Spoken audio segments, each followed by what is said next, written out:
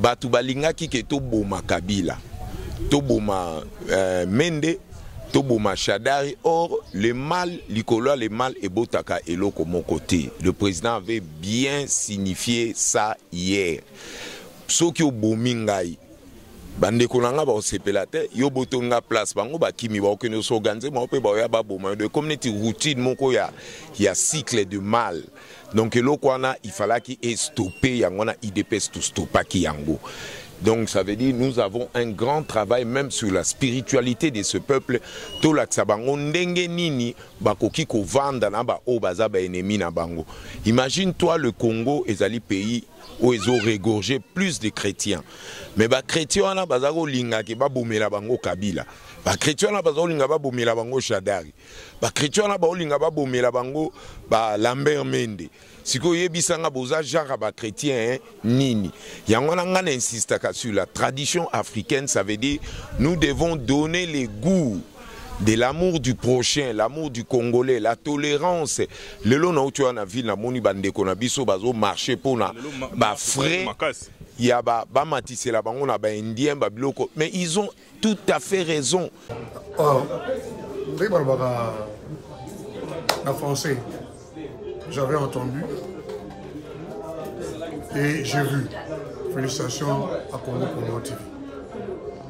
Igela coiffe ikote Papa na Kerwan éternel Kenaya Kanda Taba ikote Sensi Nganda Taba Fenenene Nganda Taba Chez Hugues la coiffe ikote Papa na Kerwan éternel Kenaya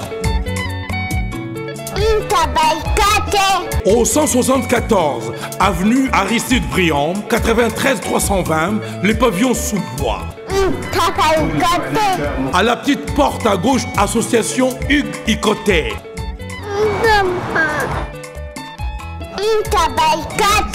01 41 55 0000. Ntaba Ikoté. Descartes Construction et yeah! Fini l'inquiétude pour la réalisation de vos constructions de rêves en RDC au prix imbattable.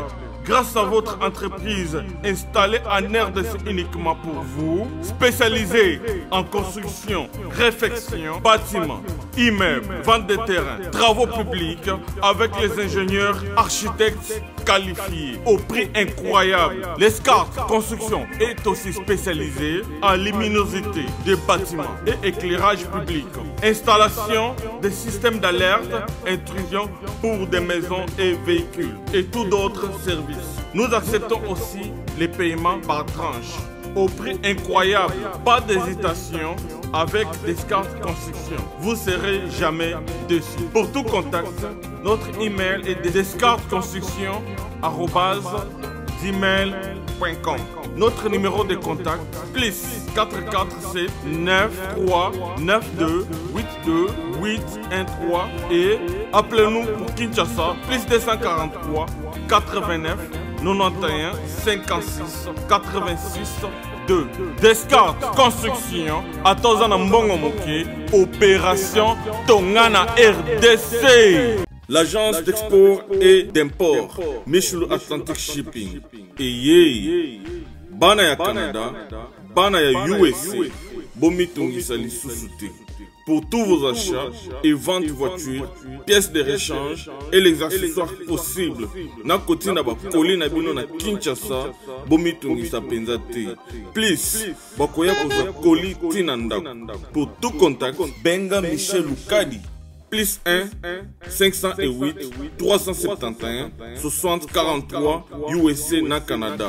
Pour la Kinshasa, benga na plus 243 89 551 30 38. Michelo Atlantic Shipping. Yaboye. Bazuwapi. Raph Ngindou, félicitations pour la promotion, c'est la rapport d'artiste. Que Dieu te bénisse. À qu'on n'ait pas demandé, il n'y a rien en face. Suivez Congo Promo TV avec le PDG Raph Ngindou. Nanenga mabete Congo Promo Raph Ngindou. Boga, en tout cas, félicitations, merci si tu es où, mais là. Raph Ngindu, le présentateur la force qui a tué Congo Promo. Boroto, ça la force militaire na Congo Promo. Et faites comme moi, allez voir Congo Promo, tv5.com. Donc au nom de Jésus-Christ, nous bénissons le Congo Promo. Avec Raph Ngindu, Congo Promo ne tombera jamais. Piccolo Congo Promo ndé. Ouais, balobi Raph Ngindu. Congo Promo toujours, grande puissance. Come Congo Promo qui torcos net in a film. Congo Promo, babundana nango. Raph Ngindu. Congo Promo. Mesdames, Messieurs, vous qui nous suivez, c'est toujours un réel plaisir. Il y a que vos confiance. On a raison pour laquelle vous aurez de votre temps précieux pour suivre cette grande émission. La chaîne dirigée par celui qu'on appelle Monsieur Légionnaire, Monsieur Raph Ngindu, Azali Bongo, notre promoteur.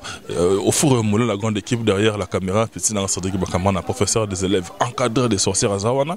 Avec lui, en tout cas, Tozo, ils permettent à ce que vous qui nous suivez de partout, vous avez image Oyo, bien filtré, bien travaillé, potable en tout cas, parce que l'information elle est dynamique, l'information ils ont évolué. Au jour le jour, puisque nous sommes à Kinshasa, capitale RDC, tu es tout solo là, on a soit fraîchement nommé au sein du cabinet à président de la République, le président Félix Antoine Tshisekedi Tshilombo, dès qu'on a vu tous là qui n'a de retourner ça, tous à chaque fois de réfléchir avec lui on a le temps de cogiter parce qu'il y a vraiment de la matière tout solo là parce que mais tous les ans on gambo biso, bien nous on gambouye, makamba koloba. Et ça, mesdames, messieurs, vous permettre d'entrer de journal. On martelera toujours que le numéro qui est affiché, c'est notre numéro. Il y a une remarque, une suggestion ainsi que un soutien à Bino. Nous allons besoin parce que grâce à nous, ils permettent à ce que nous soyons Oyo et qu'il ne les bosso. Tout ça est en moulin, parce que Makambo et Bandi, il est juste à côté de moi. On a habillé en tant qu'artiste John Jamming, Bandeko, autozoatin, côtoyer, centre Wallonie, centre culturel français, ça place au Zalaga, parce que avant tout, il est d'abord artiste. Congolais, artiste congolais, défendant la musique, il y a qu'on a bien banto, dans la place Natangi Bayebi, Nazala Rapé, membre effectif au sein de l'UDPS, aux Bongo, parti de l'UDPS en opposition, parce que les lots UDPS Mtazali, dans la mouvance présidentielle, tout sur l'année, on a bien soit fraîchement nommé Foumou Sabata. Monsieur le conseiller, Foumou Sabata. D'abord, félicitations parce que nomination est salami, tout mon bureau est bimi. Félicitations à yo, n'a habité parce que moi-même je me suis dit, je me suis posé une question à Abi. Au bout de l'effort, il y a le réconfort. Makamunde, il n'y a pas signé bandé siko. Bon, ils ont fruit à un très long combat. Et d'abord, premièrement, je dois dire merci à son excellence le président Félix Tshisekedi Tshilombo d'avoir pu élever politique Nangai pour battre quand même qu'il y a des gens qui se sont battus d'une manière légale et régulière pour bitumbe sengara kozala toujours na routine na combat na routine ya pensée ya koluka ko convaincre que si vous étiez dans le bon pour na conquérir pouvoir. Et pour moi ça me va droit au cœur. Na sengie merci une fois de plus, sans oublier le président du parti Jean-Marc Kabound aussi, Augustin Kabouya, Rubens Mikindu, Dr Eteni, na ndeko na biso to ba combattants qui ont cru en moi au bandimi nomination nanga avec amour, avec simplicité. Donc pour nanga nabi que nous avons énormément à faire, nous avons un grand travail à faire. Pour mboka ezana besoin ya ba acte ezali ba acte moko responsable, ba acte ezali profitable pour l'intérêt ya peuple congolais. Foumou Sabata, le moins important. Pour l'intérêt global, nous déplaçons le Cambopéné Vané parce que il y a un bon testament, il y a papa Oya Bundela Ramboka, le Latikabiso, depuis un bon moment, le feu président Etienne Tshisekedi de Wamou Lumbaraba qui les peuples d'abord. Et puis slogan on est zongela, mon anaye, partout à ceux qui même slogan on est zongela, il y a un moningana tout n'a que tout au début. Est-ce que tu te reposes sur tes lauriers en te disant que bah oui on a combattu et puis maintenant aujourd'hui il est temps pour nous également. C'est lui qui est quand tu tournes à bisopé ou bien personnellement quand tu prends le temps de réfléchir au moni comme monayo vous allez nommer par ordonnance présidentielle s'il vous plaît vous vendez penabou moi son moment il y a le camboyé là qui. Non, j'ai trouvé ça tout à fait normal parce que nous avons un grand travail à faire. Donc avec le président d'ailleurs lobby Ayamba Kibiso, la jeunesse du parti, Ayamba qui va jeune et belé.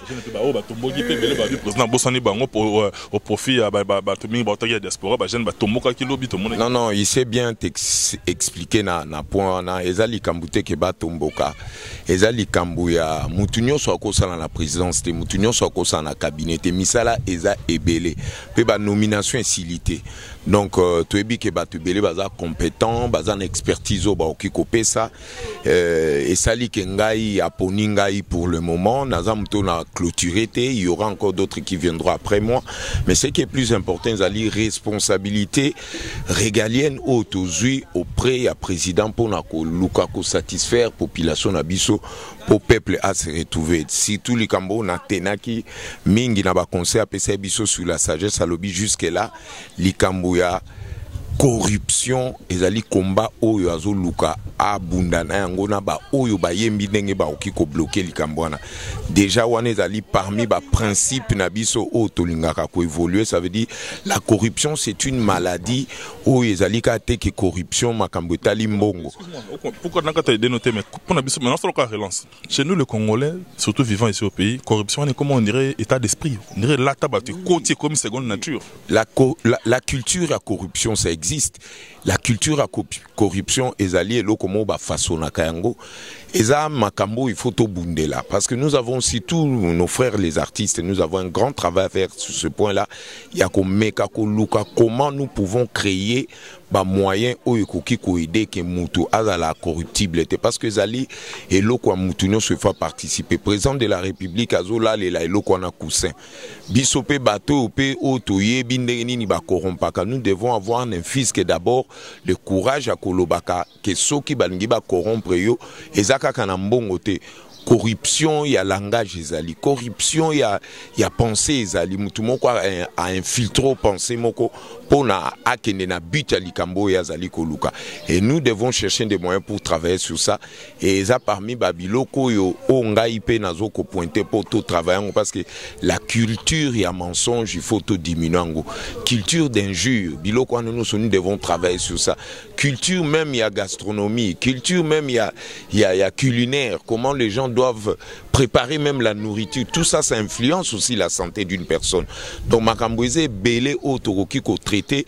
Donc, pour nanga ezalité que bon, na combien ici litosuka l'autre zalo lukate nga bato baby mfumu sabata nga za muto na kenda kana persaka so na kute na mur devant ngai na rolukande ni na kontunango soit na matami ou na kende poto silisa toujours ba solution. Donc moi je pense que ba obazo se tromper que ba posto ba kozwa pour ba fanda na ba user na ba personnalité na bango na ba trafic d'influence. Il se trompe hein, parce que la simplicité le présent Tshisekedi Alaki Saibiso, la simplicité d'esprit au yakoluka ko jouer rôle pour la masse et se retrouver et zelo komoko il faut to forja kango au fur et à mesure toujours évoluer selon la réalité à Mboka ndenge zoko kende. Moi je pense que nous avons un grand travail à faire. Moi je vais faire mon travail na niveau na koko ma pe place na kosuka misusu pe bakoya mais à condition pe na préparer ba bakoya simananga na tala pe makambo ba relé ndenge nini tokosala po ba artiste na biso bazala sous corrompité. Nous remarquons qu'il y a l'anarchie na culture na biso.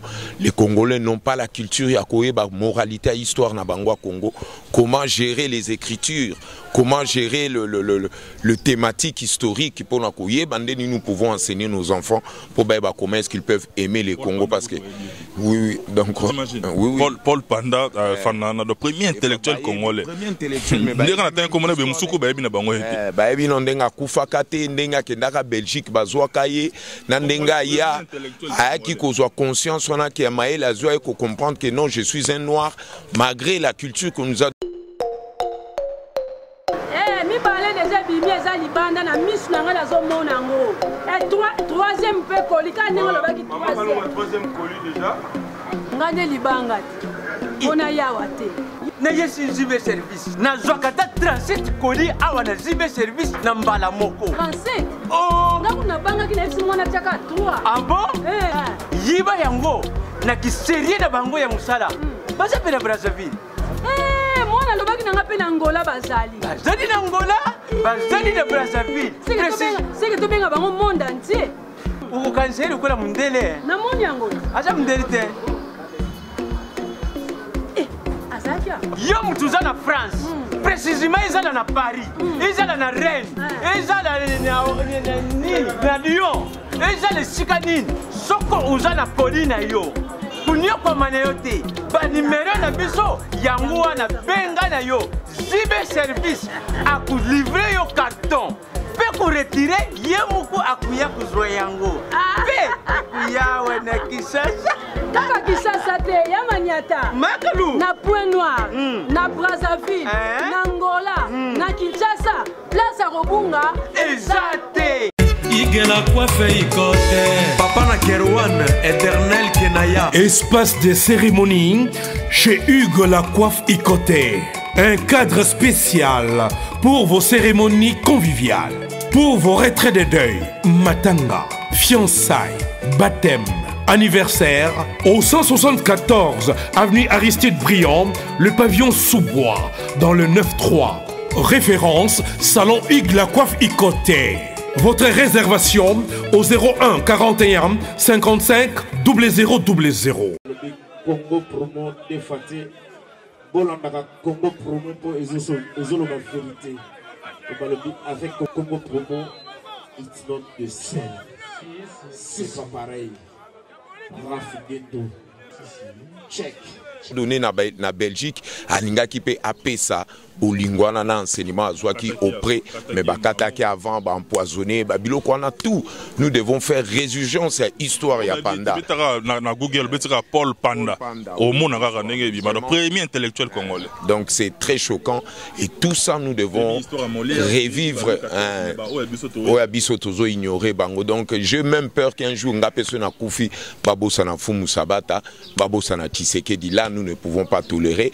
On est là pour donner toujours un bon sens à notre peuple, que nous avons une grande responsabilité pour le combat ezali multidimensionnel.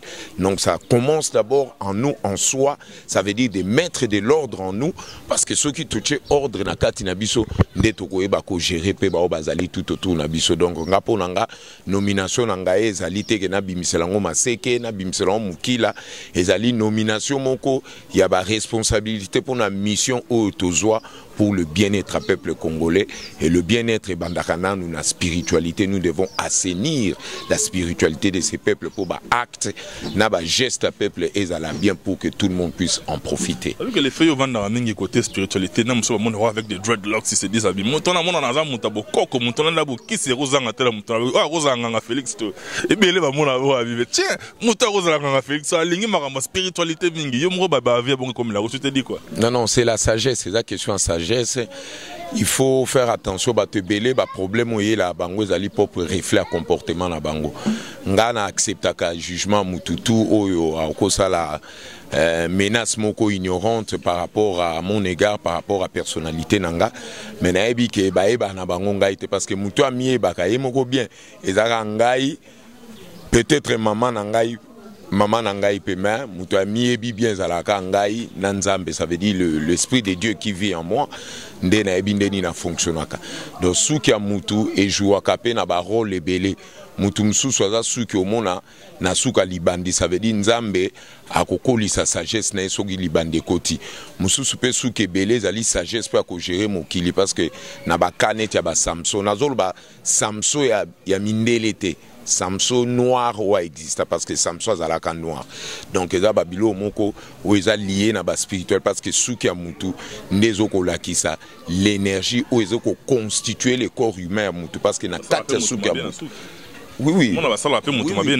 Oui, il faut savoir gérer tout ça et l'énergie de Dieu ou atia système ya ko vivre ou à lancer logique wana ya énergie et ça la kake mutu azala na préexistence selon ndenge ba fruit et avancaka ndenge mutu abota makakola ka ndenge akufaka ndenge mokile etambolaka ndenge mokile telemana ba miracle ya bongo nde esalaka ke mutu ayeba sagesse ou azana ngona parce que suki ya mutu ezoko représenter énergie ou ezoko constituer ba symbole nyonso où ezali énergie où ezali ko gérer nzoto a mutu na ba vibration a mutu ndenge nini azoko gérer entourage ne azoko gérer spiritualité ezali tout autour na ye azanganga Félix parce que vrai bokoko nde bonzambe a solo bokoko eza ba église te eza ba slogan boka baloba tout le temps te bokoko nde bonzambe parce que wana eza ba kodo nzambe atika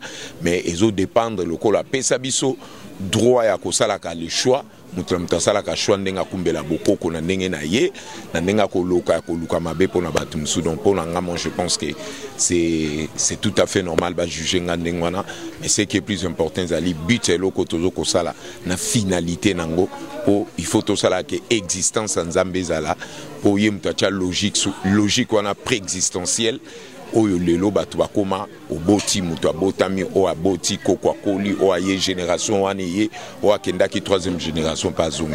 Donc pour moi je les conseille de base ndenge balingi ngazala nga immuniser na jara ba déclaration ndenge mais faut musabata ça fait en fait tout ça ça faisait parce que déjà besoin régime besoin de bon régime bokalelo bondi c'est pas pratiquement ba gouvernement président pour te belé, régime belé, vous étiez monté sur vos grands chevaux pour dénoncer tout haut ce qui se faisait tout bas. Au risque de péril, tout béton le batabongo. Dimension on a besoin qui on a militer, les lobes besoin pouvoir. C'est qu'en vous, il faut tout sentir respirer, tolérance c'est la macasse. Oui. Est-ce que bandé comme sous le lobatikal n'a opposition parce que c'est la démocratie. On peut pas là où il n'y a pas de démocratie, il n'y a pas de contrepoids. Donc il faut forcément qu'il y ait une autre voie divergente si on doit permettre à ce que Mokapé qui est le bosso, battre les mélarana eux et mon regardant.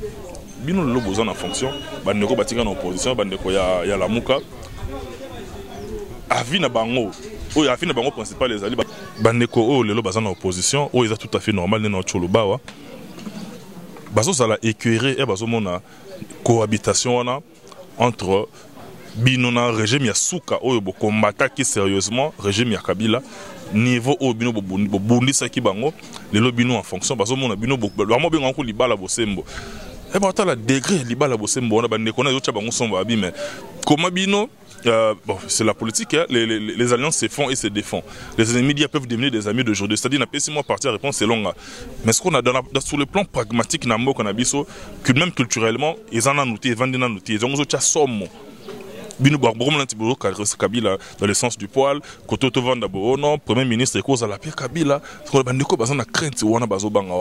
s'il faut une parole d'espoir na bango bazo talayo, bien que bazana vie mon côté na bino orolo na bangoni. Non mais l'éducation spirituelle à peuple nabso congolais azala qui très mal préparé dès le départ. Yango moni lelo bazo ba ko sala jugement moko rationnalité, ya koye ba acte ya alternance outi ko salema. Entre le président sortant et le président Oyo Azaki voté. Oui, ce sont des mots Oyo Bato Bazali ennemis de la démocratie qui peuvent donner ça pour inculquer le peuple, pour que le peuple congolais consomme mais analyser pas trop bien.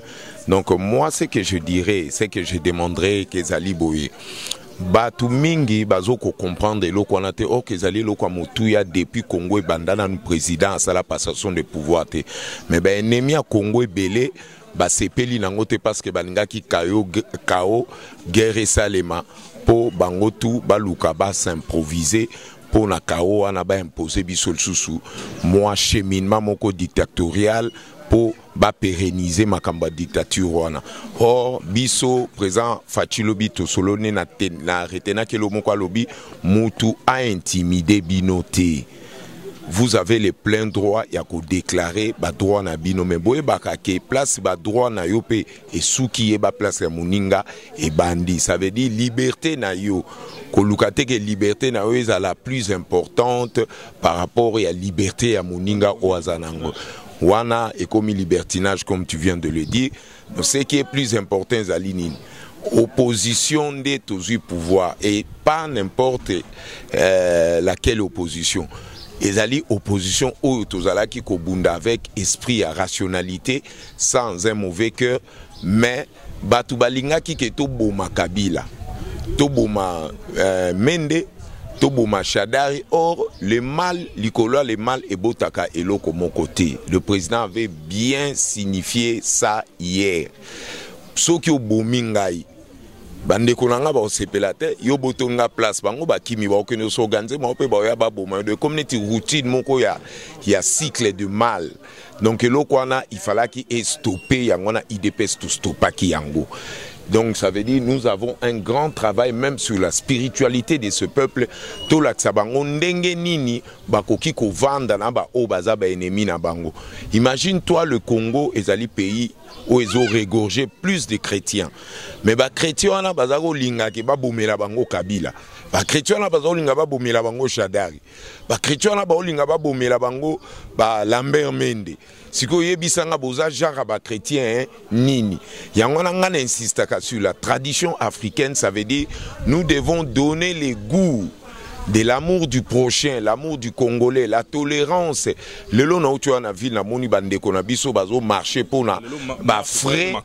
Il y a ba matisse la bango na ba indien ba biloko, mais ils ont tout à fait raison. Ce qui n'a pratiquement inimaginable que ba ça la soulèvement pour ba réclamer ba salaire na bango.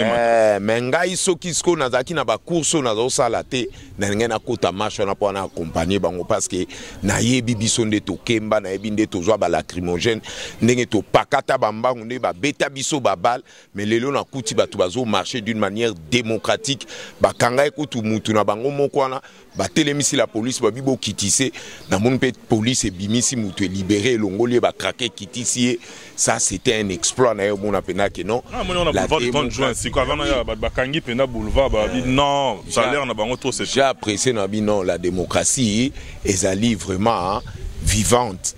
La démocratie est en sens ndenge biso lelo tozoko diriger. Donc à côté wana naza na problème te toyebi que nous devons travailler pour le bien. Même bao bazo linga biso te, on doit toujours essayer de leur convaincre pour ba yape ba comprendre que on était dans le bon parce que ça stratégie ou technique au président Nabiso à Sala qui pour biso tout se retrouver tous à la bien. Mais faut mon lobby le mot important lobby ba il y a une certaine opinion balinga qui bobo makabila bobo tout ça oui on veut bien. Moi je me place au milieu, c'est-à-dire dans la récoltaka de part et d'autre ben élément nazo pesa yo en fonction ya o ngana zora partout parce que numéro nango ezava na numéro nanga personnel. Eza pena bande ngana to yebi yango. Eza pena bande rebelle o ba perda ba membre ba famille na bango na régime ya Kabila. Et belé ba souffra sérieusement na régime ya Kabila et belé ba kota ba place bisika ba ya papa c'est pas si wana mais peut-être ba monaki régime asika et koti lelo peut-être il s'était dit bon il est temps quand même que justice soit faite bande ko na ba répondre na ba chef d'accusation européen sur bango avec des éléments à l'appui pour justice ça se cherche na bango mais lelo c'est ko bazo mon enti bozo caresser bango dans le sens du poil bazo mon on dirait bango finalement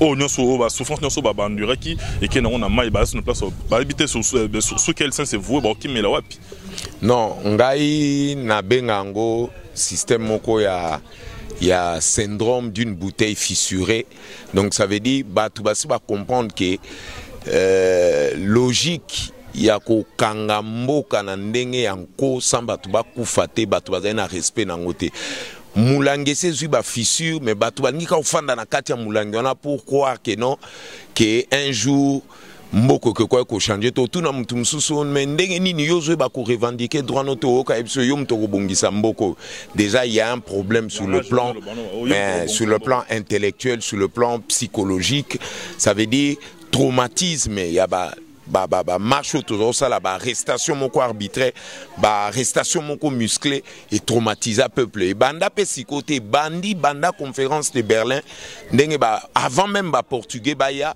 et avant même belge baya il y a eu des portugais il y a eu des belges nous monelo qu'on a traumatisme on éthical de génération et de génération et ça sous travail colossal il faut tout travailler sur la psychologie de la société congolaise baye bakake bateau bazaki kokanga bazako boma bangwana bazaba innocent non c'était tout un système oh bah kolisa ki na kati ya batu, ça veut dire bah instaurer la peur et créer traumatisme. Est-ce que mutu soit se retrouver na position munduki ou bien Simbi Mbeli azomona ke o azo revendiquer ba droit na munoko azana na avait importance azana valeur tika na beta e masasi. Non, batu wana nyoso ba kufi injustement, il y a tout un dossier na mesa président oyo ba famille na bango bazala suivi misusu baza déjà suivi président Yamba qui ba famille misusu a Erazala qui hôtel Béatrice. Donc il y aura bah, réparation et à tous les niveaux, parce que moi j'ai toujours soutenu bah, réparation à tous les niveaux. Nous pouvons préparer notre peuple, aider bango sur le moyen financier, aider bango na éducation, aider bango na éducation, encadrer ces peuples là au bas c'est Santa qui est menacé, au bande qu'on a bango ba bunga tilelo.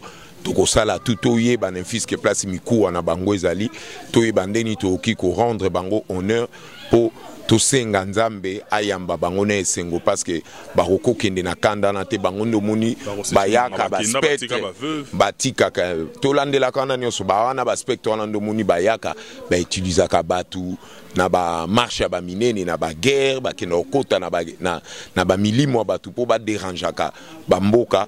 Il faut calmer l'esprit, ça veut dire la famille na bango, il faut les latter, mais bazala na esengo, bazala na apaisement na mité, ma place bande ko na bango bazali ba se sentir que balinga ki bango, mboke bosani bango te, bakozala respecter comme tout être au azali patriote au akufaki na logique au ezalaki pour un avantage ya bien-être à peuple congolais toki kobosa na bangote. Donc pour nanga kotona ba s'inquiéter teza et loko na ko banda même ko rappeler président tout le temps pour eza makamoko na s'intéresser à nango makasi. Moussabata lelo zaka pour tout féliciter parce que au ti musika na lutte na yo vous allez nommer par sur ordonnance présidentielle, c'est-à-dire c'est pas n'importe quoi, c'est pas n'importe c'est comment c'est pas donné à tout le monde, allais-je dire. Les lots place au commuana, tout féliciter yo et puis tout tenir ko yebisa yo que Moussala et Zamakasi. Moussala est bandit sérieusement parce que dégradation des tissus socio-économiques, en tout cas les lots yambo kanabiso, en tout cas ils allaient pas se mingi. Mais bandeko bala libanda mingi batungi samara ah tala koto mama zobela, tala koto nani fièvre, tala koto bona. Nzamba opesa so makasi tout remonte na kaka. Pour tout ça on a parce que tout le peuple a un œil moko regardant vis-à-vis na bino parce que dans le nous, c'est-à-dire tous les meurtris, tous les démunis, aux allois tribune, il y a voix des sans voix. Et on monite toujours place au bateau bandé collé là, toujours matin on tilicolo. Bisous peut toujours risque petit dans Cédric derrière la caméra biné ba soda balanda biso na ba échanger wana. Ba soda balanda biso ngana zo ba menace na ba téléphone wana. Mais les lots quand même on sent quand même moins vent nouveau on est bandi ko souffler na mboko na biso to ligner qui est vraiment jusqu'au bout et puis tolérance ka kezala makasi comprendre ezala makasi na bandeko baza na opposition baza pe na vie contradictoire na bino ezala tout à fait normal. Dernière question faut Moussabata on a plein penser ba monde ba oyanga en tout cas vie na nganto mokonzi motema doyen feza ba parent Brian yo la information à la loupe tout na ngaka matope comment ça se passe là-bas au pays en tout cas yeba que toza lelona faut Moussabata mutu na ngai juste Chingoma de Liverpool papa na Normandie pesa na Pamphile Pembele Mote na Blaise Samba tozana na Kinshasa awa na lingi bino ya trop faut Moussabata tout moni lelo président Martin Fayulu du côté à la moins tourné dans euro américaine vérité des tours des arabes continue qu'on a réclamé tout le monde bandeko bayamba qui est basala qui baranda qui bonheur on fallait ba rendre car bandeko neti o batireli na côté na bino ba komi ko sekaya habitala yo komi avec des ba bouffon bazo yambaye ba chômeur ba bona boye bandeko ka baza kuna ya lamuka bazongisi image ya kala 2012 nenga pe papa Tshisekedi wa Mulumba d'heureuse mémoire era la vérité des urnes à Kendaka pe bandeko bayamba kai on dit que les mêmes causes ont produit les mêmes effets. Donc à bonne question. Non. Ne comparez pas, c'est lui qui veut donner l'impression que Oazo Kosa les Andenge Tshisekedi a Salaki. Non.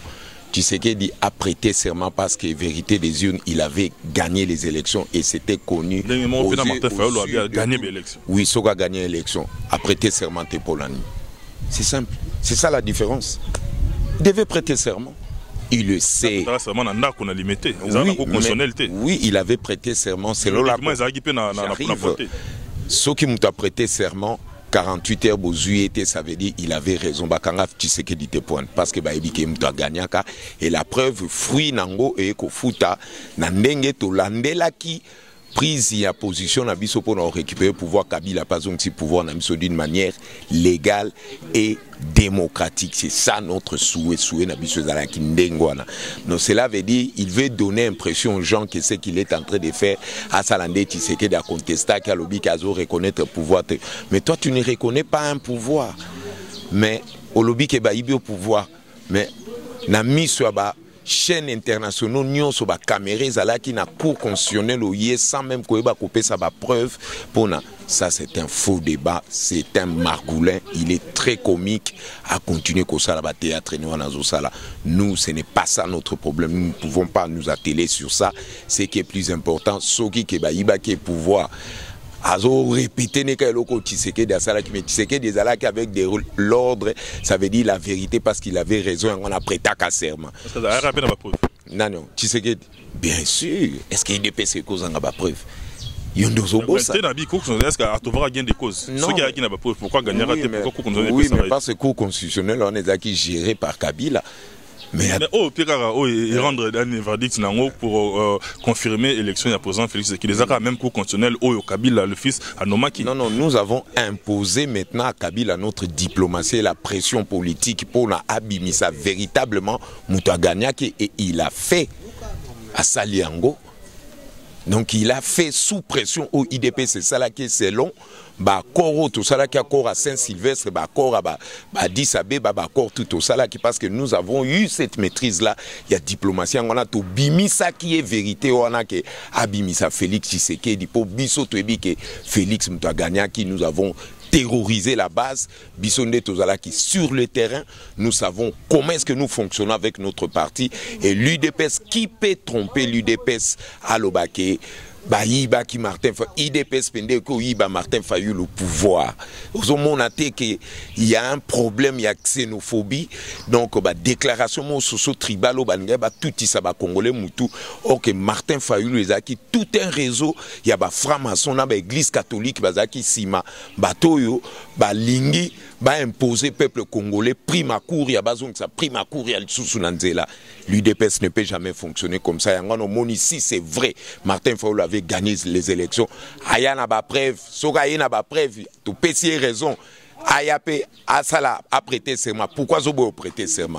C'est un intimidateur. Il veut intimider les gens. Moi, ce que je peux vous dire, c'est si je vous aime beaucoup. Que Moutumo Kwako Sabinote, manipulateur à conscience, Sabinote, le Congo vous appartient. Et Zamboka Bantou, le pouvoir est entre les mains des Bantous. Ça veut dire, Bana Yoshua Machia. Bana ya Kimbangu, bana ya président Tshisekedi ya Lumumba lelo bazui pouvoir na bango na maboko po bakipe bandeko na bango mutu akosa bino te mutu akokabola baluba na bato bandundu te eza nango ba minuscule ya ba leadership moko boye o bazaki na ba mafia na bango sima balinga ke Félix azwa pouvoir te menzamba alakisi bango ke mulubo bino bozolo bakozwa pouvoir te na che muluba na nko pe akobongisela bino po muluba ya na bino ekokendeka bongo tokosala ke tourne tout mutuna mtoya ingeta vive le Congo. Merci mon très cher. Mesdames et messieurs, on est fidèle avec cette émission. Derrière la caméra, mon jeune frère Cédric Bakamana, professeur des élèves encadrés des sorcières dans la commune de Sokato, c'est qu'à la branche dans le programme Congo pour moi. Je retrouve très prochainement dans un nouveau numéro avec un nouvel invité, mais surtout je garde et je maintiens le même enthousiasme. D'ici là, portez-vous bien. Bye bye, à la prochaine. Sepela TV et yena makambu ya sikali susu. O ba chaîne ya France eza na kati. Ba chaîne ya Congo eza na kati. Ba chaîne ya Londres eza na kati. O ngomona makambu ya politique ya sika. O parti AA eza na kati. O parti BB. O CFAIO eza na kati. Ya Sepela TV. Bouquet comme ya muke boye. O tina poche voyager na ngokeno partout lingi. Na bouquet na Sepela TV. Sepela TV. Mais ma biso nengozo ma biso wana 4K. Machine Madaka Daka, Sepela TV. Bienvenue dans le monde de Sepela TV. Sepela TV est le décodeur qui vous permet de suivre les chaînes du Congo en direct de la diaspora.